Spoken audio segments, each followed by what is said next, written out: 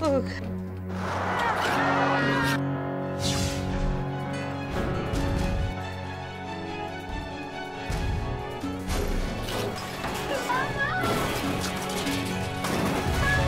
Gabriel!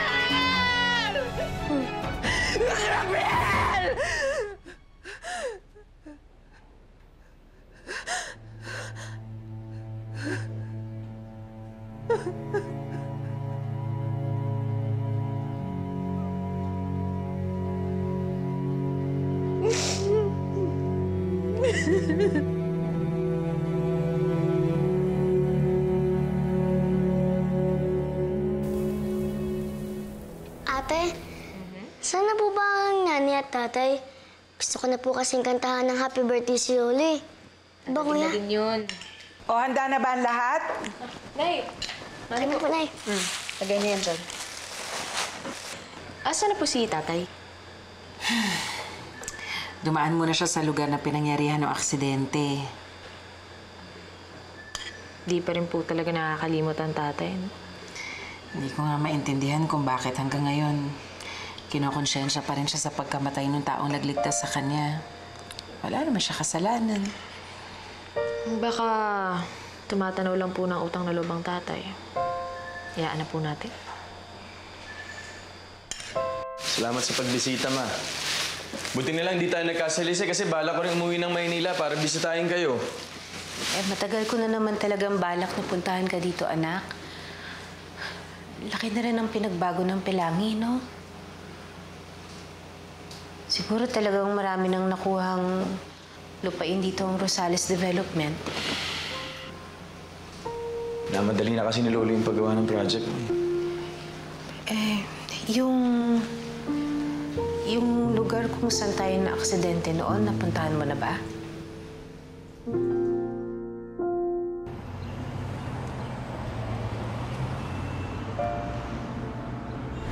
Ito, tubig galing ng bundok para gumaling ka kaagad.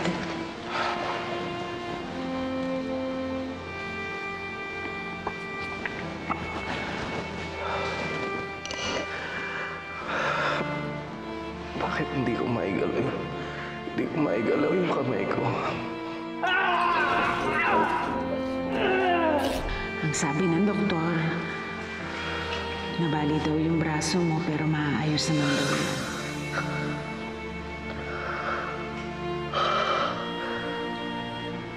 Mami, nasaan na yung nagligtas sa akin? Nandito pa siya. Ako, Papi, hindi ko alam. Kitang-kita ko siya.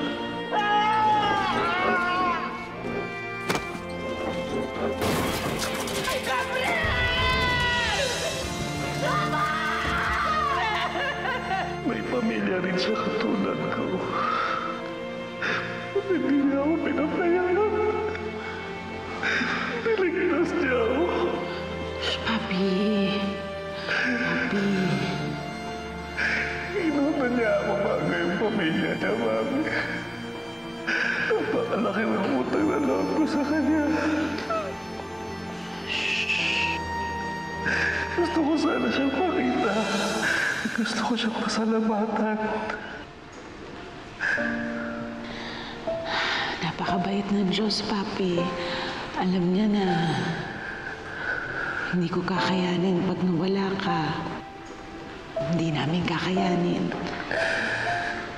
Hindi ko rin kayang mawala kayo.